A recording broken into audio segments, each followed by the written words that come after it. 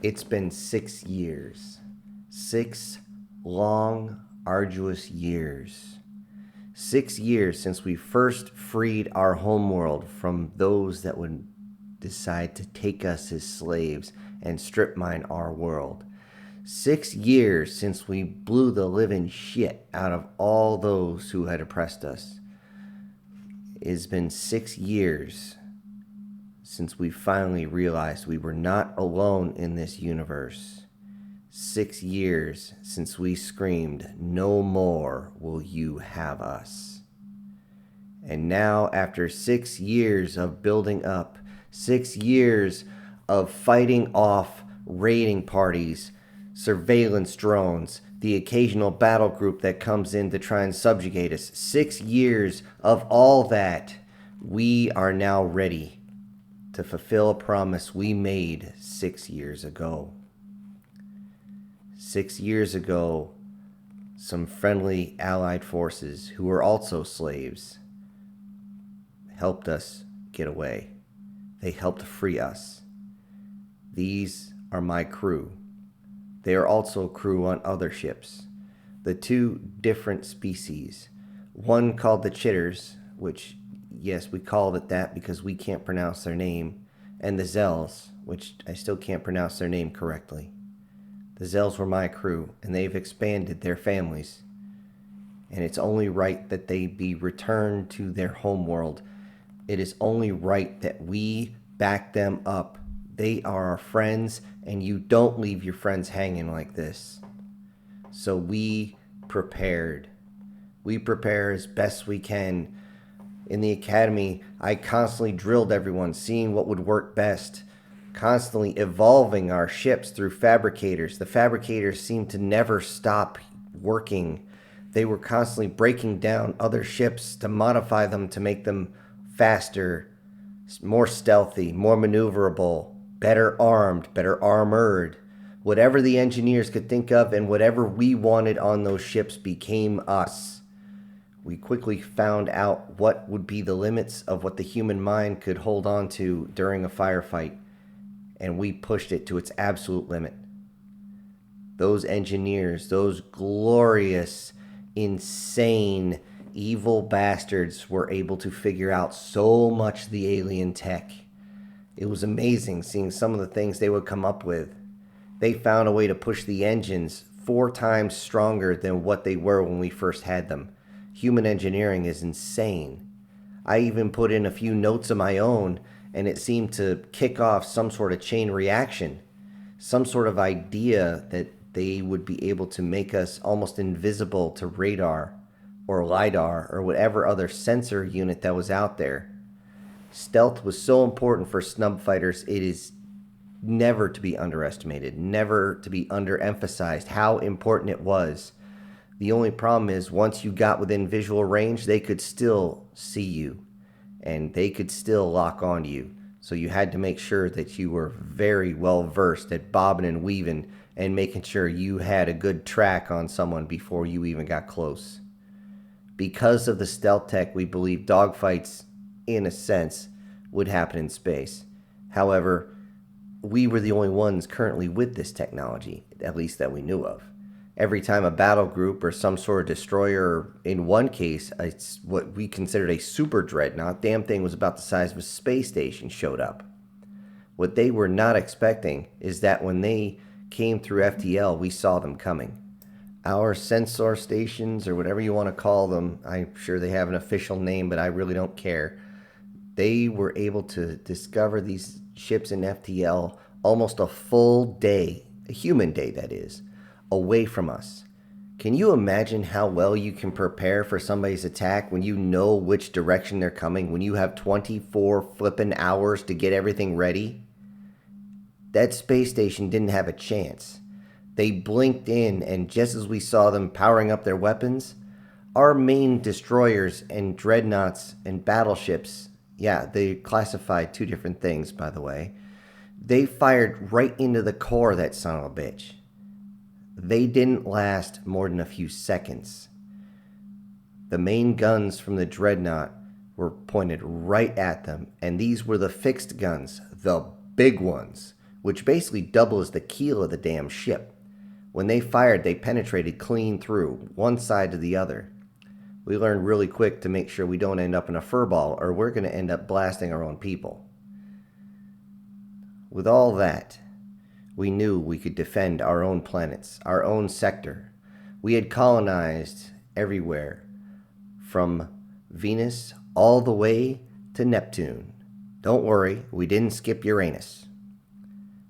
And that is still a running gag. However, the Zels still look at us weird when we snicker. All in all, we were ready. Our defense grid around the planets was more than adequate to handle what they had been throwing at us. But now, with that being said, we are ready to show that our allies can be protected by us as well. And it is time to go out to the galaxy and say, we are not the pushovers you thought we were. We are going to stand on our own 2 feet, and we are going to give you a good old human fuck you. I remember climbing into the ship, my new ship. Being in my position has a few perks, but I try not to use them too much. The fabricators are still needed to make everything that we need. However, being that I am the survivor of many, many different missions, well, let's just say they'll push me to the front of the list. My new ships, and yes, plural on that, revolves around a single main ship. That one is my new Corvette. This Corvette is considered a Corvette hauler. Yes, Corvette-hauler. As the fact that it has very large cargo holds on all 4 sides. Anywhere from starboard, port, dorsal, and ventral. However, the way it's designed, the gravity is, interesting when you want to go to each of the other ones. Especially when you go to the dorsal. You're upside down, although you can't tell. God, you gotta love these engineers, how they figured that one out.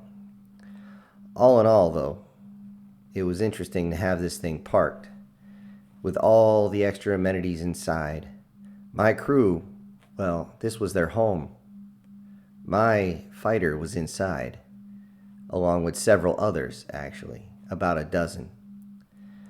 I didn't really need that many, but I kept getting gifted more and more materials, and I was even offered my own fabricator, but I knew if I had siphoned off my own fabricator, there wouldn't be enough for the actual class to get all their ships ready for graduation.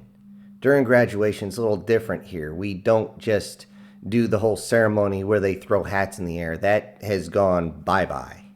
The graduation is simply pinning on their wings, which is the graduation ceremony. It is very brief, and then they simply march off, get into their own fighters, and take off. In a bit of a formation, yes, there's still some showmanship for their families, but that's pretty much all. I got into my Corvette when it was time.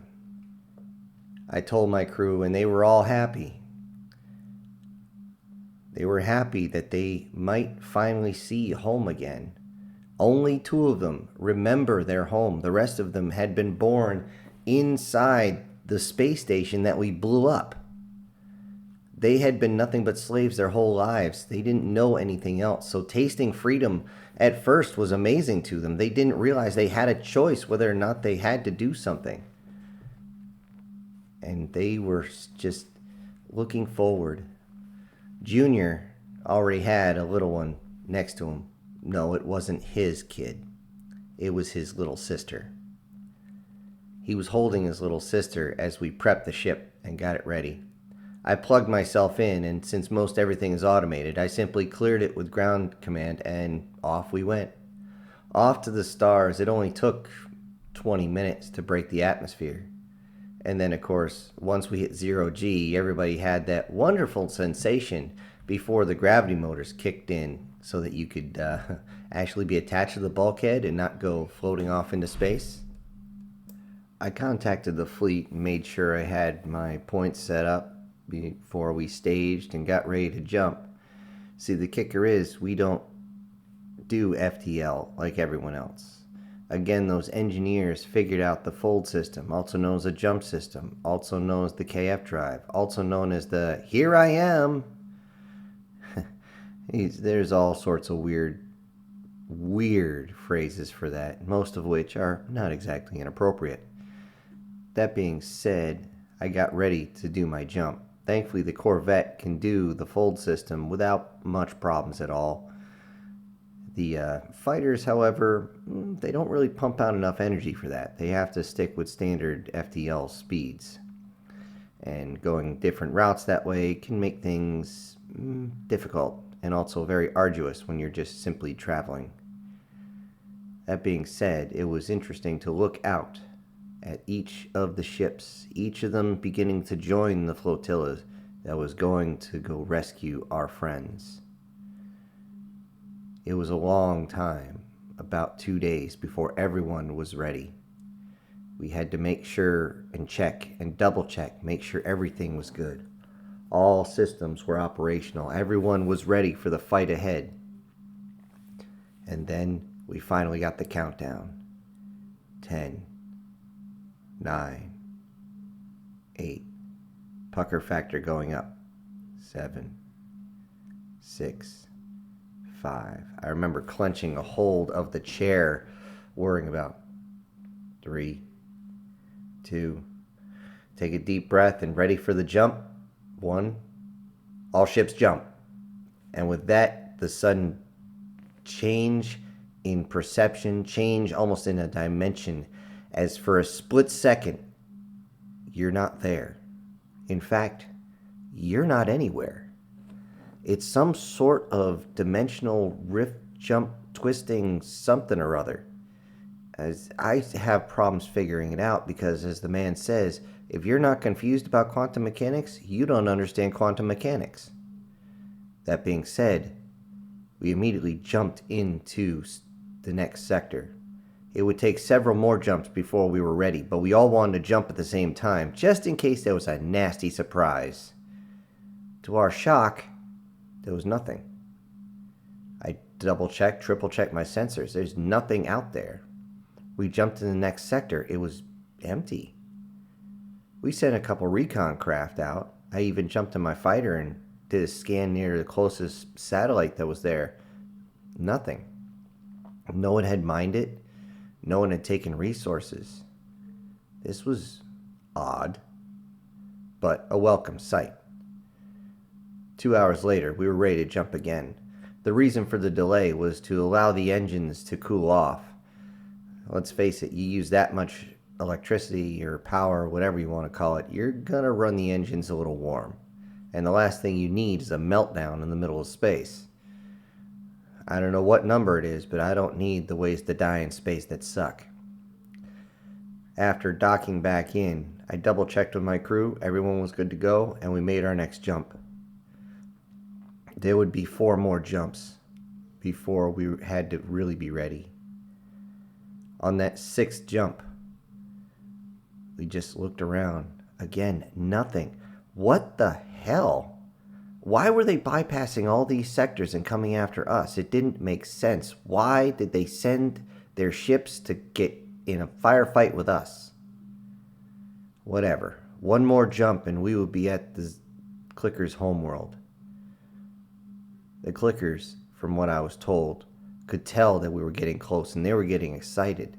Their normal, very, very fast speech pattern was even more repetition and much higher tempo, and to the point where they were almost jumping for joy. They wanted to see their queen again. If nothing else, that was what insectoids do. All insectoids around the entire galaxy, the entire universe, anywhere, have a hive mentality. They may be sentient to a point, but they're still that of a hive. I actually expected to hear at one point that one of the Clickers had changed to a female and started laying eggs, but that just didn't happen. I don't know. I didn't really care about their biology, and they weren't part of my crew, so I never truly looked into it. But that final jump, oh crap. I was so glad I was prepped and ready, because when we jumped in, we were nose to nose with at least 2 different enemy battle groups. I don't know really if you'd call them battle groups, as one of them was mostly frigates and cargo haulers that didn't have weapons on them barely at all. but it didn't matter. We immediately got a response from one of them as their ship began to turn towards us. State your business. Who are you? What are you, and what are you doing here? Is what came over the comms. I remember looking up at the main battleship that was next to me, and I kind of smiled as I saw its turrets begin to rotate. Oh, this is going to be interesting. You'll need to leave this space now. You are in violation of... He didn't get a chance to finish, as not only the battleship next to me, but every single ship fired. If its weapons could reach out that far, they fired. I immediately reached over, grabbed my second in command, and said, "Hey, XO, take over." He looked surprised as I bolted out the door, down the hall, and into the cargo bay to get in my fighter. I got everything prepped and ready in just a matter of seconds, and as the doors opened, I immediately burst out and headed towards the front lines, but there wasn't much of a front line to get to. The main guns had already torn the enemy groups asunder. We had already verified that they were not part of our allies. Of course, our allies are not ones who dominate anyone. I brought my ship over and docked with one of the smaller, I guess you could say, frigates. Maybe it was a light destroyer. I couldn't tell. I put my suit on as fast as I could as the docking ring burned its way through. As I decompressurized the chamber, I opened up to find that there was actually pressure on the other side, which kind of almost blew me off my feet. Grabbing my weapon, I began to clear the ship. I made sure that the beacon went out to let everyone know that I was on this ship. Several others had also docked with it, and we began to clear the ship itself. We go from room to room, and what we found made my heart drop into my guts. We found room after room of not only the aliens that were in charge of this ship, which did try to fight, these almost avian type creatures. I don't want to say too much more, as they simply just lunged at me, talons forward. They did bring out some of their weapons, but most people don't want to fire anything inside their ship because they don't want to blow a hole in the hull. That would be bad. Just a little bad. I didn't care. Not only were humans much stronger than most, but our exosuits that we wore made us a bit stronger and definitely a lot bigger. It was a little hard to actually navigate through their different bulkheads and their hallways, but as we took down each of them, I decided, you know what, I'm not going to shoot them. I'm going to enjoy this. And through the suit, I actually cracked my knuckles. They looked at me strange, thought this was some sort of honor thing, and they simply reached up to the top of their heads and did this strange flutter thing with their feathers. I didn't know if this was a respect thing or their way of giving the finger. I didn't care. I trudged towards them, and then I took them on hand to hand. They tried. I'll give them that. They tried. Maybe they just didn't realize that I'm wearing an actual exosuit. They couldn't see that I was human through the suit, but it didn't matter. I simply grabbed one, smashing his head into the side of the bulkhead. Cracking, I could actually feel the pressure of his skull letting go. Another one tried to come down me with some sort of blade, so I grabbed his wrist, flipped his appendage backwards, which bent but didn't break. And then I brought my other hand back down at what I perceived as the elbow joint and took the arm clean off. It began to scream and wail on the ground, and I simply kicked it into the one behind it. They both stammered and fell to the ground. The one that hadn't been injured was actually scared, screaming, "Please, please don't kill me." So is that what you do to your slaves? I only say this because as we were reaching, I looked into one of the cargo holds. It had a bunch of different species, some of which I recognized. A couple of the chitters, a couple of Zells, and a couple others that I knew were nothing but subservient species, all of them chained to the walls, all of them laying in their own filth. And many of them looked like they were extremely emaciated. I was in no interest to talk, as I ended up clearing the rest of the ship. At one point, I came up to an intersection of two different hallways, and I was about to turn the corner as I saw one of the aliens go flying backwards across the hallway. What the hell? I looked over, and another person was having a little bit more fun than I was. I could actually hear him laughing. But, of course, you can't spell slaughter without laughter. After we cleared the ship, I made sure that I sent up the command. Yeah, we've got prisoners here. They had slaves. I'm taking them aboard my ship. Yep. Yes, sir. I'll give you a complete manifest as soon as we get them cleaned up. They look like hell. Yes, sir. Sir, yeah, this is going to be a longer mission than we thought. No, sir. Yes, sir. There are a few humanoids in it. Yes, sir. All right, we're on our way. And with that, off we were. I went into each of the cargo holds that had these creatures. I tried to put in the code to unlatch them from the walls, but that didn't work. In all, I ended up having to use a monomolecular cutter to actually cut their chains in each of them and motion for them to follow me. Many of them were actually too scared. They had seen what I had done, and I can't say I blame them. I mean, who would? Who would blame them for being scared of someone they just saw rip their oppressor in half with their bare, well, not so bare hands? I'm still in the suit at this point. As I lead them over to the bulkhead where my ship had cut in, I motioned them inside. Each of them went in, and I immediately called up the XO and told them to make sure they had medical supplies and food and water on standby as I was bringing prisoners in. I will admit, ever since he started taking over, he has become very professional. Because all I heard was, "Yes, sir." And that was all. And sure enough, when I brought it back to my Corvette, I was loaded to the gills. It was actually to the point where they had to stand. I could barely even get to the control panel myself and get in the command couch, get ready to move.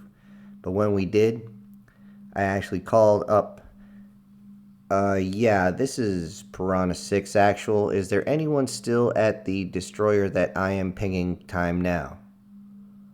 No response. This is the last chance. I'm going to shred this slave-hauling son of a bitch. Although those who join me in clearing the ship are welcome to join me. And with that, I actually saw two other ships come into view. And they were pointed right towards this thing. Last call. Is this ship clear or not? At this point, I'm rotating around the ship to see if anyone else is still attached. Alright guys, let's turn this thing into slag. And with that, we used our energy main guns to just slice through this thing and tear it to pieces. A few of the alien species were actually looking at the ship itself through some of the viewports and just amazed that we had not only saved them, but totally destroyed the ships that were holding them. We had no interest in taking these ships as they were very, very poorly armed, even worse, armored. And they were just full of slave poop. I mean, there's no other way to put it. When I got them back to my Corvette, of course, all the Zells had got everything set up already.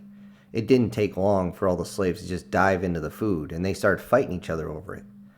I actually had to hold up my hand, use the translator. Whoa, there's enough for everyone. Slow down or you're going to make yourself sick. They all looked at me strange, like, what? How could I make myself sick from eating? Well, a few of them found out the hard way. It didn't matter what species. You've been starving and you put that much biomass in your system, it's coming back out one way or another, and usually very violent. It was at this point, after they had got enough food, water, I helped everybody start bandaging up the wounded and try to get them towards the medical facility so we can get them patched up, that I finally removed my helmet. And this, you could tell, was the first time they had laid eyes on a human. They all looked at me in amazement. They couldn't tell what I was. All they knew is that I had freed them. And with this, I simply waved, "Hey." And with that, I went back to the bridge and got a hold of command, told them they had to send a shuttle over because I knew the chitters were actually being held in certain ships, and I'm sure they'd like to meet up with their brethren. It didn't take long for a shuttle to come over, and we had the chitters actually sent over to them. There was only 3 other species with them. The Zells that were there were linked up with my crew, and I told them that they were welcome to join my crew, if they want, until we got back to their planet. With that, the other 2 species, which were very surprisingly human to look at, were almost looking at us with sheer pity in their eyes, like, please tell me you're going to free our planet too.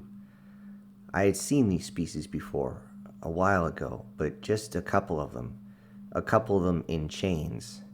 Both of them look almost demonesque, if you will. They both had horns, one of them had a tail, one of them had the hint of wings, but I don't know if they were ripped off or just undergrown. But it didn't matter. They all just looked at me with some sort of pity, and I told them, don't worry, you're safe now. At that point, we got everything squared away. We were there for about 6 hours as we drifted more towards the Chitter's home planet.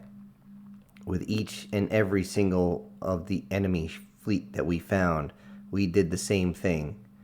We disabled them if possible, destroyed them if we had to. We took their prisoners, executed the crew, and then let that ship drift, at least what was left of it after we used it for a bit of target practice. I let the Zells have a little bit of fun on that one, as we would go and they would simply show their newly released brethren how to use the turrets. The turrets were basically ball turrets, as they swung them around and started blasting through the ships with reckless abandonment. It kind of played a little bit on my energy reserves, but I didn't mind too much. They were pissed after all, pissed that they had been taken, pissed that they'd been abused, pissed that they'd barely even been fed for that matter. So I figured whatever, let them have their fun. When we finally got to the Chitter's planet, that's when things were going to get very, very interesting, as we took out any type of satellites they had, mostly communication satellites, without much problem. We tried to call down to get them to surrender, told them their fleet had totally been destroyed and that their communications had been cut off with the outside universe. But they didn't want to listen. All we heard is, You demand from us? You demand from us? Yep. And then, of course, a wonderful tone of voice. You will not have our prize. You will have to take it from us. My blood ran cold hearing that accent come through the translator. Oh, man, I wanted some blood at that point. I was actually shaking with fury. I even called up to the fleet command and said, please tell me we're going down there to kick some serious ET ass. Please tell me we're going to do that. And to my surprise, said, sure, you want to go in with the drop troopers? I just responded by saying, which ship? They pinged to the ship, and of course I went over. I left the XO along with the rest of the prisoners with the Corvette, and I took my own fighter over. Thankfully, there was plenty of room for me to dock, and I told them, be careful. That ship is special to me. Which was kind of a joke, considering the fabricators could take it down to atoms in a matter of a few hours and then rebuild a new one. Still, this would be my first time actually using the drop pods. I've seen them used, and they seem to be surprisingly safe. It's also the safest way to get down to the surface in large groups, as it usually overwhelms the targeting systems. The targeting systems don't know what's debris, what's pod, what's alive, what's not, because there's a whole bunch of decoys that go down with you, plus the exterior shielding pops off about halfway, which puts even more sensor crap in the air. And most, even our sensors, have trouble locking on to all of them, if any. Usually they're trying to figure out how much of what is where, and by that time, you're already so close the chute is opened and then you're on the ground. I was in the pod with 7 others. It's 2 on a side, in all 4 cardinal directions. We got ready, lined up, and I was like, okay, gotta get ready. The one next to me looked over, Colonel, are you okay? You don't look so good. I decided to polarize my helmet so he couldn't see it, and then I said, don't worry, it's just my first time in a drop pod. He's like, there's nothing to it. Weren't you airborne? I heard you were airborne. Yeah, I was airborne, but that was 1,000 AGL, not, 50,000 AGL inside a metal cocoon that might turn into a giant coffin. He chuckled at that. He's like, nah. Most of their weapons can't even punch through this thing. And if they can, all you gotta do is jump. I'm like, yeah, jump at 10,000 feet. Yeah, that's... Thanks for the vote of confidence. Schmuck. Each of them actually laughed at that. I could hear the comms with each of them. And we had our chance to go down. As the drops happened, I remember thinking, well, if I don't get back, I hope they actually return my men and the women. And Junior. Junior's here. I sure hope they make it home. Even if I don't. The shaking of the pod is just horrible. Absolutely horrible. I swore it was like it was going to turn my lungs, my heart, my kidneys, and my liver into friggin' pudding, and it was going to go out my ass as soon as that chute opened up. And just, yeah, the opening shock is just as bad as airborne, if not a little bit worse. Oh man, if it wasn't for this suit, I'm sure it would have compressed my spine too. On the way down, I started thinking to myself, why am I doing this? I could be in my fighter. I could be strafe and run. I could just be launching missiles. Why? Why am I doing this? Oh, son of a bitch. Oh, crap. 30 seconds. Oh, shit. Brace. Fuck. Prepare for the ouch. Thud. We hit and the doors just pop open and we jump out. And I suddenly realize why I'm doing this as I see a bunch of those freaking reptilian bastards, the same species as the mistress that had just simply used me as a pawn and thought I was nothing more than her little slave boy. Oh, now I remember why I came down. I looked at my weapon, made sure the safety was off, and my training. No matter how long ago it was, my training kicked in. And I pinged to the center of their city, and I immediately started making my way across. Along with everyone else, every part of their suit was designed as a weapon. Blades in the arms, extra magazines for the pulse weapons, if you needed it, an extra sidearm with a projectile into it, several other sidearms that were energy-based, jump jets, all sorts of weapons attached to your back that are linked up to your brain so that you don't even have to move too much. You could simply get a rocket to fire if you wanted. The small cannon on the side was an extra bonus that the new guys had thought up, and boy did it come into play. We started busting through the city, taking down any species we knew that was a dominant species. If we found a slave, we immediately pinged the area and called for a retrieval. And we found so many. The chitters were being used as shields. They used the chitters, actually holding them up as the chitters screamed in fear that they were going to be killed right then. And I felt bad, but they found out the hard way that we humans, you can't use a live shield. If we're going to kill you, we're going to freaking kill you. I felt really bad for that chitter and actually said the word sorry as I shot right through his body and right into that friggin' reptile holding him. As I watched the reptile scream in pain, I walked up to the chitter who was still thrashing about. It looked up at me. I grabbed it by the side of the head. Sorry, dude. Bang! Put one through his skull. I looked over at the lizard who was still clamoring for his weapon as he was holding onto his gut that was now full of holes. It reached up for what I thought was some sort of rifle. I stepped on his hand, and I could hear an audible crunch as its claw was crushed underneath. It screamed and started slashing with its talons at my suit, realizing very quickly that his claws didn't go in. I looked up, and just remember thinking about the one that had killed the woman in front of me. And that was enough for me to raise my other boot and bring it down on his head and splatter his head across the entire ground. I looked up and I could see that I had an audience for this.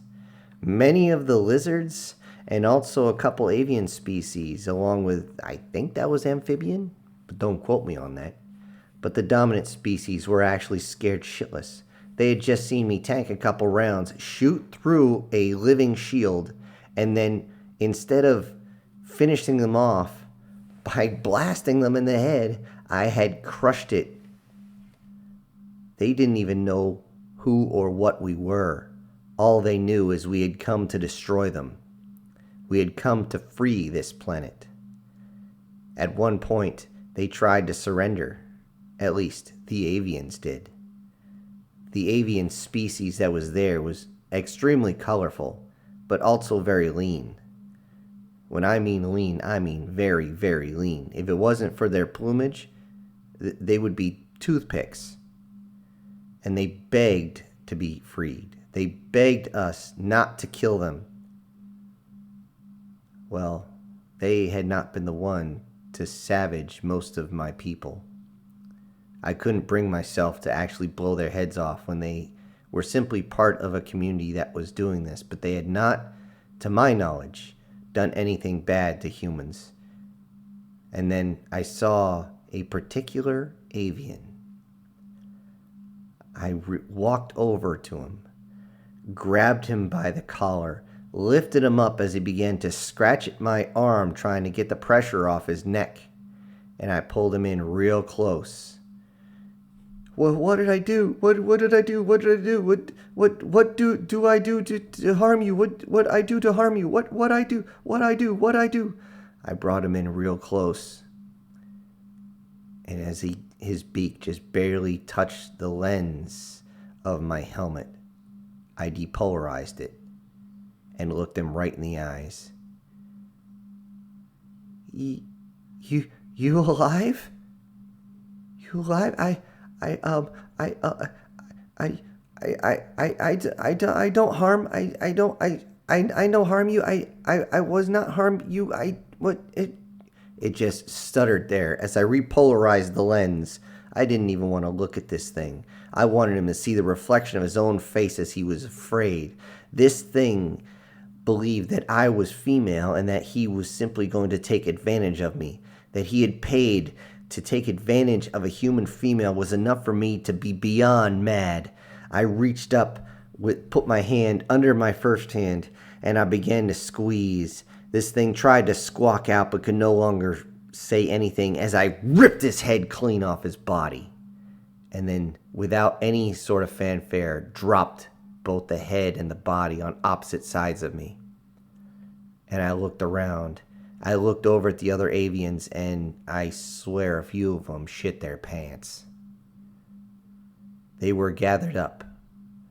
They were brought to one sector, one small area which looked a lot like an arena, and they were held there. They were held there as they were interrogated. We wouldn't treat prisoners as poorly as you would think. They believed they would simply be brought into servitude. Some of them I could even hear them saying how they expected to be collared soon. Yeah, we don't do that. They simply feared for what was coming next. But as they were gathered there, the other species that had fought us were simply eradicated from the face of that planet. They never understood humans or human rage. And humans' very, very strong appetite for revenge. Eventually, we got to the center. We found a huge, what we thought was a mountain, but then we looked and you could see that there were tunnels all around it.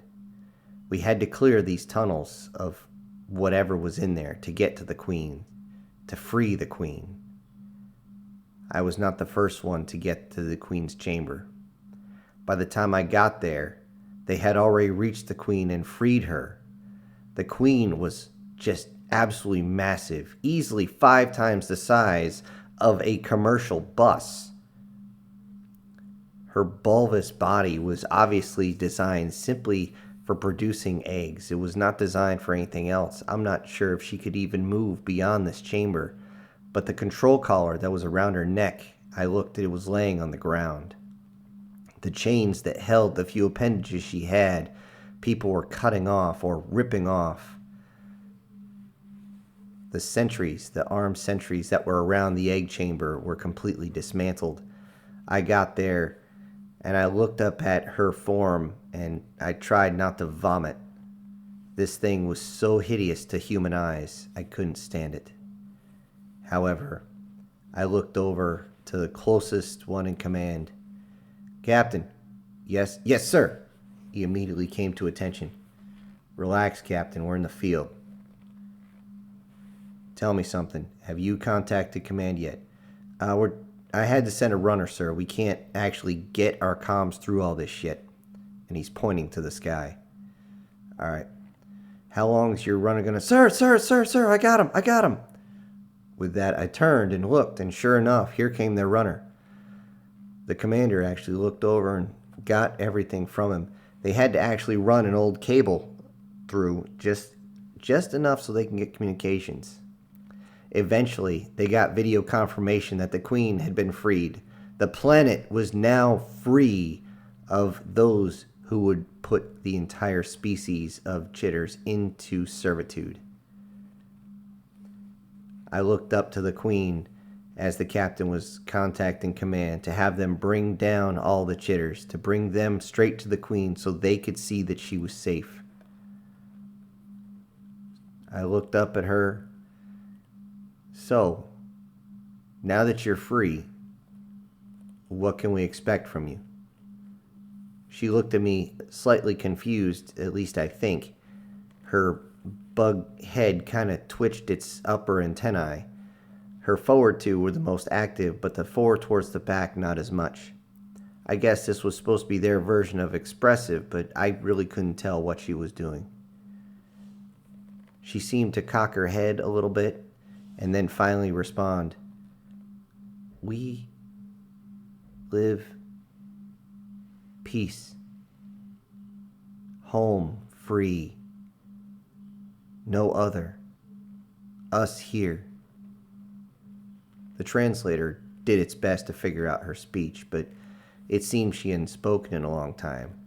The chitters, even though they speak incredibly fast, at least the drones do, it seems as though the Queen has not spoken to anyone in a very long time. And it was very obvious that she was elated, as I had to move out of the way as the chitters on all 12 of their legs scurried in to see the Queen, screaming, Queen, Queen, Queen, Queen, Queen, Queen, Queen, Queen, Queen, all of them in this insanely high pitch to the point where I actually had to turn off the audio in my helmet. It was painful to hear them. It was also causing, surprising, a whole lot of feedback to happen. I was like, ow, ow, ow, ow, ow. And yet they all came around, and she was simply moving her arms, well, I should say appendages, in the way that a mother would when greeting her children. It was kind of wholesome, if not kind of disgusting to look at. With that, the command had finally come down. I was on my way out as they were verifying that she would accept our presence around her planet, but not on her planet. We offered to make sure that there were plenty of flora and fauna still around so that they had enough to eat. Although the amount of bodies that were around were going to be enough to feed her and her brood for quite a long time. She immediately sent drones out to collect the bodies and to make sure they were preserved so they could eat them later. The whole process was basically like a giant ant slash spider slash termite mound. It was very, very odd to see. However, it was nice to know that we had finally freed them from their oppressors, and as I looked up to the sky, I could see the ships beginning to make their moves as they deployed defense satellites all around. We had come prepared. The same grid that was around Earth was now around their planet. The Queen would be instructed that if the satellites were to fail, she would be on her own, but we did leave them with many weapons to protect themselves. The chitters that we had been working with had learned how to use these weapons, although we had to design them slightly different so that they could actually use them. If, case in point, if a chitter decided to use a shotgun, the chitter would be missing its own limbs. The recoil is enough to almost rip them off. It would definitely crack the carapace just from the buttstock smashing into their quote-unquote shoulder. That being said, the energy weapons don't have a kick. The Queen, I was told, was very, very happy with us as we simply bid her adieu, and we left. And why did we leave after setting all this up? Well, we had another planet to take care of.